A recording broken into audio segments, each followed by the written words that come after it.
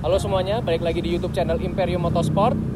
Dalam kesempatan kali ini kita mau ngebahas atau lebih ngekupas tuntas tentang motor yang ada di sebelah gue nih. Nah, gue nggak sendirian juga.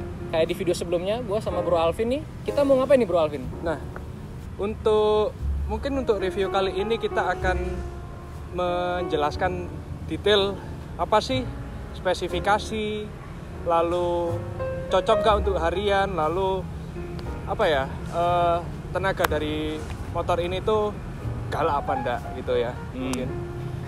Oke, secara singkat motornya yang ada sebelah gue ini motor istimewa.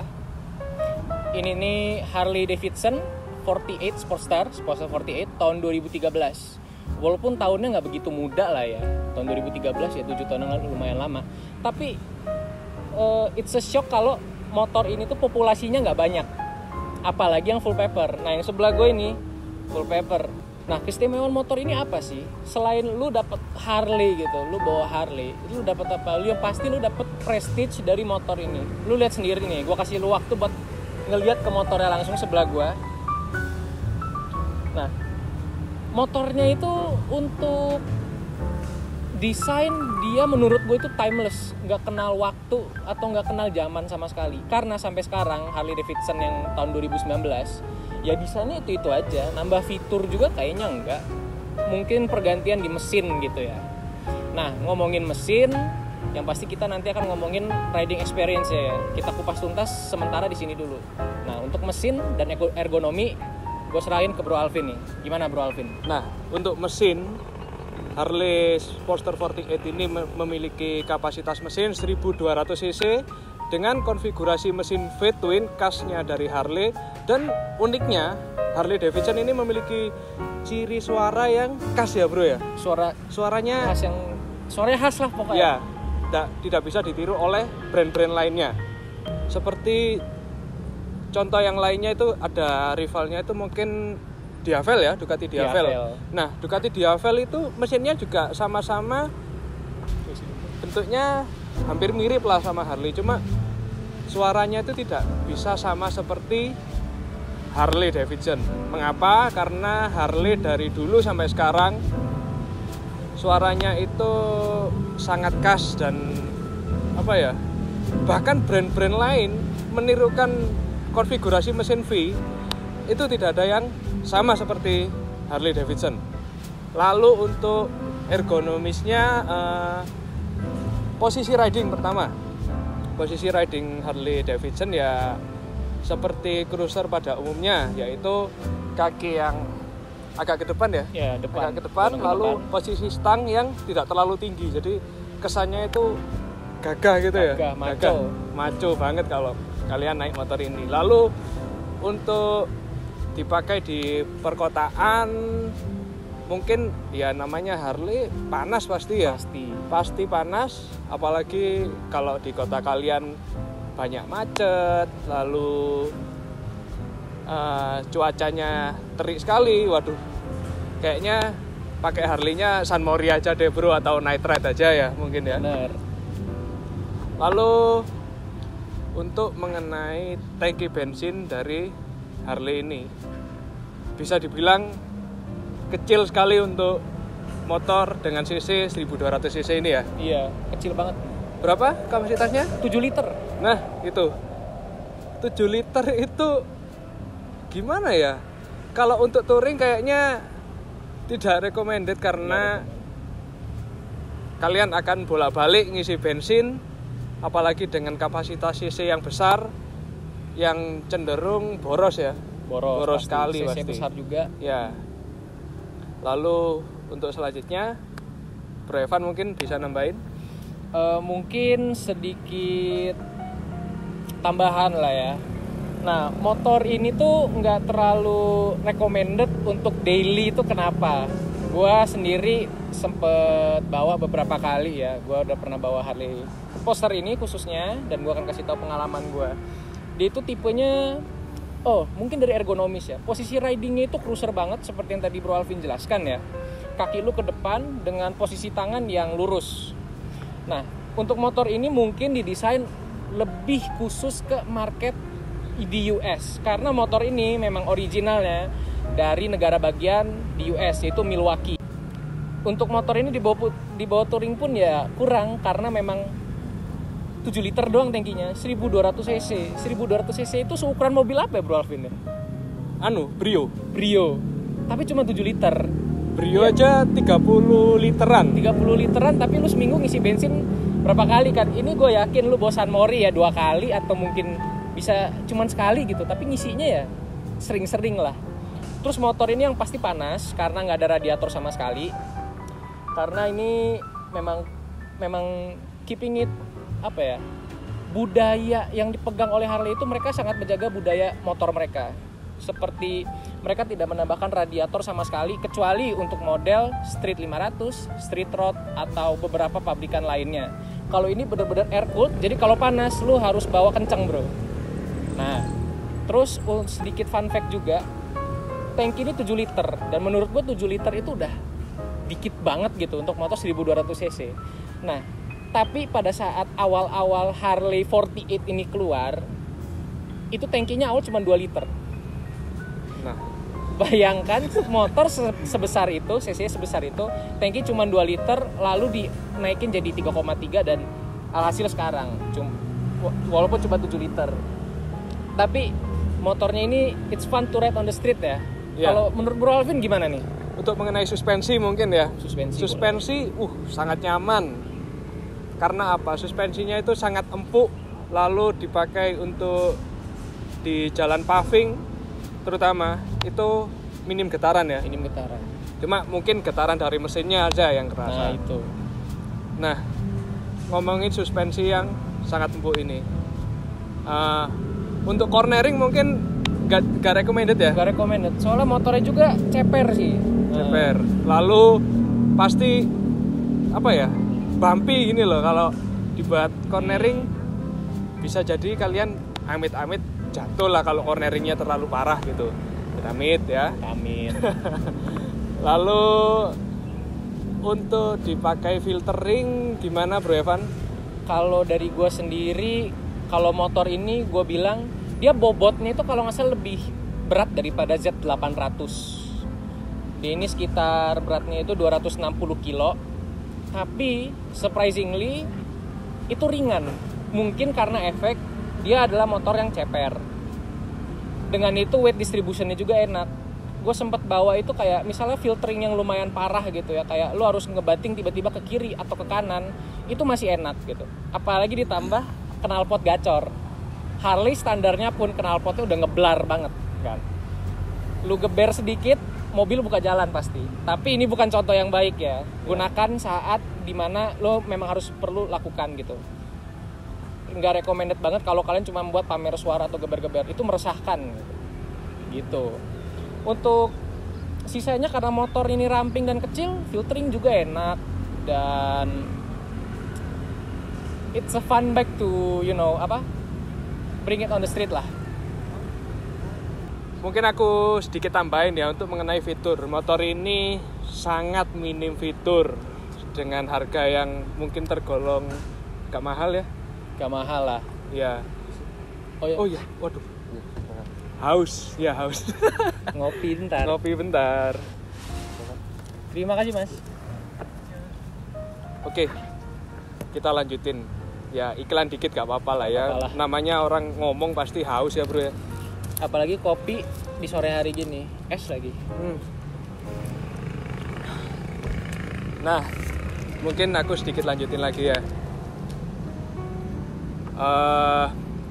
Pengereman Harley Davidson ini menjadi ciri khasnya tersendiri, karena orang-orang kalau bilang itu pengeremannya Senin Kamis. Bener. Kenapa dibilang gitu?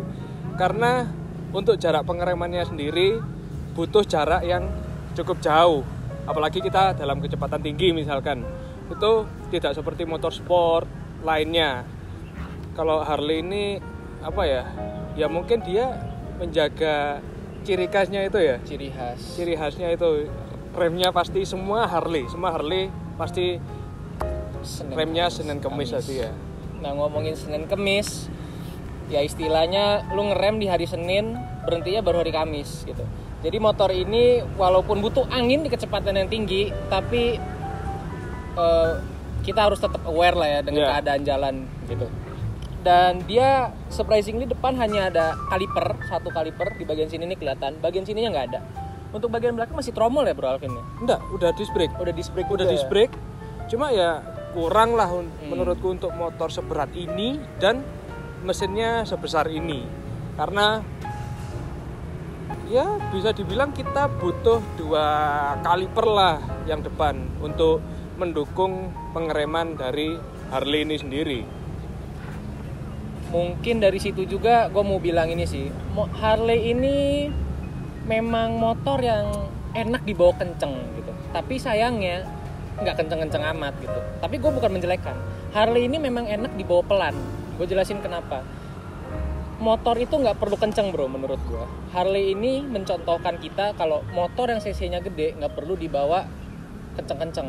Lu tinggal bawa Harley, muter-muter kota, filtering sana sini kan udah enak banget lah untuk dibawa gitu. Nah ini adalah salah satu contohnya.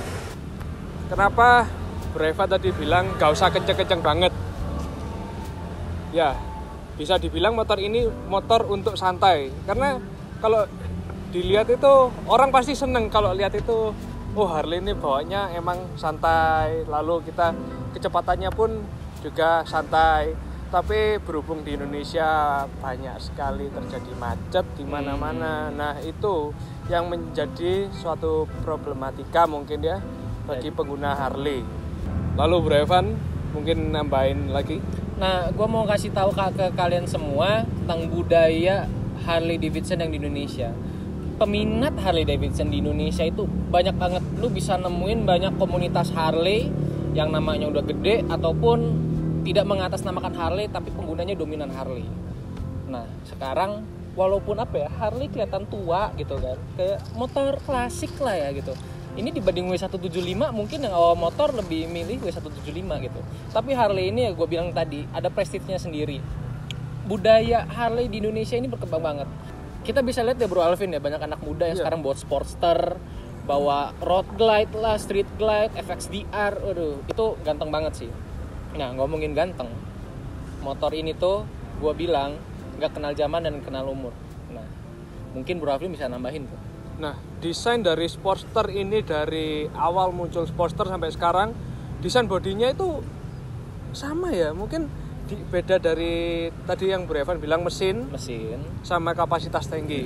Tapi kalau segi desain tetap Harley pasti menjaga ciri khasnya.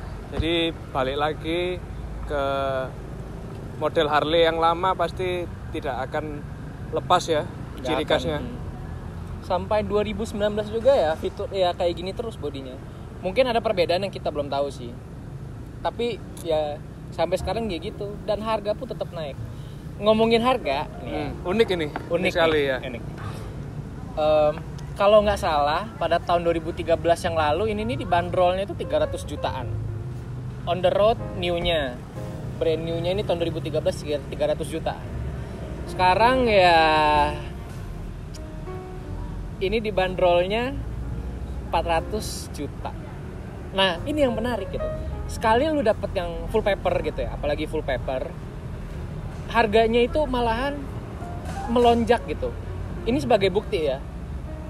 Awal keluar 300 jutaan, bukan 300 kecil ya, 300 besar lah ya. 350 ke atas ya, lah. 350 ke atas. Sekarang harganya bisa 420, bisa 440, tergantung. Ini modifannya kalau nggak salah udah habis sekitar 50 jutaan lah ya, dan harganya stabil di situ.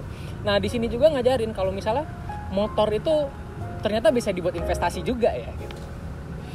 Buktinya ya motor ini, kalau misalnya rawatannya bagus, dengan kondisi yang bagus, dan motornya punya nilai seperti Harley ini dan langka, menjadi investasi bro. Banyak faktor yang bisa dibicarakan, banyak faktor yang gue mungkin bisa sebutkan yang bisa bikin motor Harley ini harganya naik. Tapi kita memang gak merujuk ke hal itu lah ya.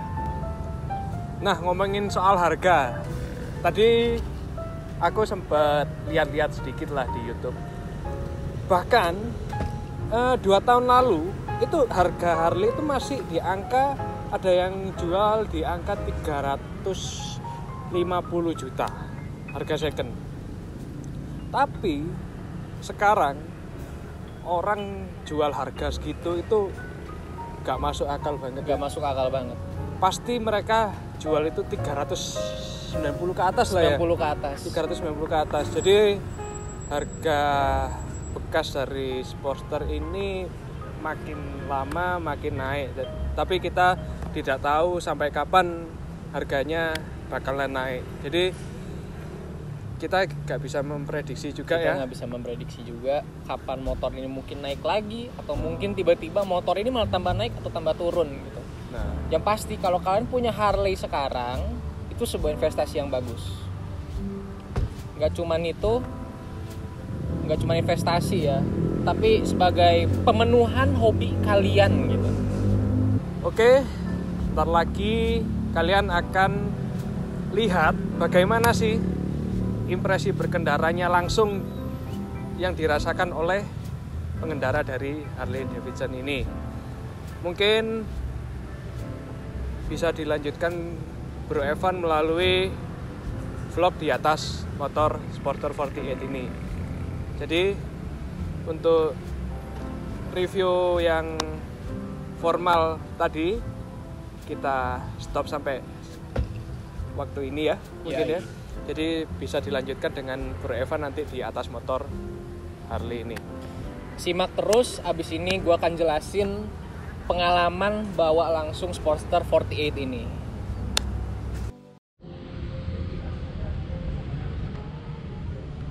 Ya, jadi ini adalah penampilan dari Harley Davidson 48 tahun 2013 ya. Kita langsung kita bongkaran dulu aja lah ya. Dia nggak pakai rantai, dia pakai apa sih ini, belt karet gitu ya. Banyak motor juga kayak gini kok, kayak misalnya GS dia beda, dia nggak pakai rantai juga, dia pakai namanya gardan dan sistemnya belt gitu juga. Mesinnya sangar bro, bisa dilihat tuh, fituin langsung, mesin langsung kelihatan gitu. Terus dia ala-ala motor klasik lah ya, tuh kuncinya di sini. Terus udah key fob, dia key fob itu kayak semi keyless gitu bro. Jadi kalau misalnya nggak ada key fob terus lu naikin gini, dia pasti bunyi. Key fobnya dekat, dia nggak akan bunyi. Terus kalau nyalanya ya kayak gini nih, keren bro. Nah, bunyi kan. Nah, kita langsung jalan aja. Ini by the way lagi di Bata Putih, Perumahan Araya. Yang di Malang tahu lah dia di mana. Gue nyalain langsung.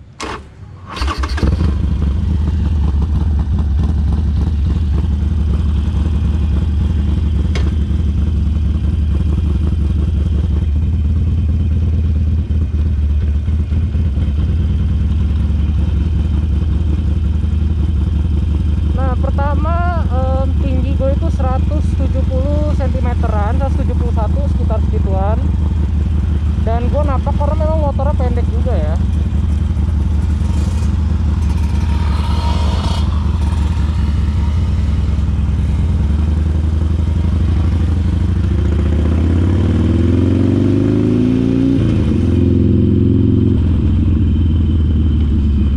Nah, jadi dari first impression ya, kita naik motor ini, gue akan jelasin dari ergonominya dulu. Ergonomi dari motor ini lu bisa lihat sendiri, badan gue kayak gimana. Kaki gue itu ke depan banget nih, corong ke depan. Itu ada lever apa namanya, gigi sama lever rem belakang. Ya posisi ridingnya kayak gini, tangan gue bener-bener lurus, gak ada nekuk sama sekali. Kalau nekuk badan gue ikut nekuk juga. Kita bawa nyantai aja lah ya bro ya. Nah, untuk posisi ridingnya sendiri enak, tipe-tipe cruiser. Dia nggak kayak motor naked seperti biasanya, dimana kaki gue tuh gini gitu, tapi ini kaki gue di depan. Dan menurut gue sih itu enak aja sih. Nah, yang dibilang dengan rem Harley itu Senin Kamis ya kayak gini nih bro. Gue tadi ngerem kan, jadi harus lumayan ditekan dulu gitu. Nih, pakai rem kakinya kayak kurang. Mari pak. Nah gitu bro. Dia spionnya di bawah, unik banget bro. Untuk ergonomi mungkin itu aja ya. Soalnya memang motor ini nggak terlalu banyak kalau misalnya diomongin dari ergonomi. Kalau ergonomi dan kenyamanan itu tergantung orang-orangnya sih bro. kalau gue sendiri dengan motor ini, menurut gue posisi ridingnya enak aja gitu, dan gak nyatain sama sekali. Nah, untuk experience di jalannya nih, ini kan agak pasti gini nih, shocknya itu empuk gitu, jadi agak lucu gitu. Dia agak bumpy gimana gitu. Kalau lihat kamera gue nih di GoPro nih ya, dia agak cebrek, ya wobbly gitu lah ya. Nah ini ngerem banget nih bro. Terus apa lagi ya, motor ini super getar seperti Harley, seperti biasanya ya. Harley itu motornya getar banget. Kenapa getar? Ya karena mesinnya, dia putaran mesinnya, dan mesinnya pun nggak di cover dengan apa-apa ya. Mesinnya ya langsung kelihatan gini, dan getarnya itu sampai footstep gitu. Apalagi kalau pas idle itu getarnya kerasa banget bro. Getarnya kerasa banget, dan tapi itu nggak menjadi faktor mengganggu sih, karena getarannya kebanyakan ini kerasa di tangan dan di kaki, tapi nggak terlalu mengganggu. Nggak terlalu mengganggu lah ya. Terus ngomongin ini, motor ini walaupun 260 kilo itu kerasa ringan ya. Untuk motor ini nggak terlalu kerasa berat sih. Kenapa gue bilang nggak berat gitu, walaupun beratnya 260 kilo, tapi apa namanya, walaupun beratnya 260 kilo, yaitu ceper. Dan itu mungkin menjadi faktor kenapa motor ini bisa kerasa ringan ya bro ya, karena itu. Dan motor ini super enteng, kalau misalnya di corner gini enak. Oh tuh ada anak-anak guys. Kita muter balik aja. Kita bawa muter balik kayak gimana. Waduh, super enak sih bro.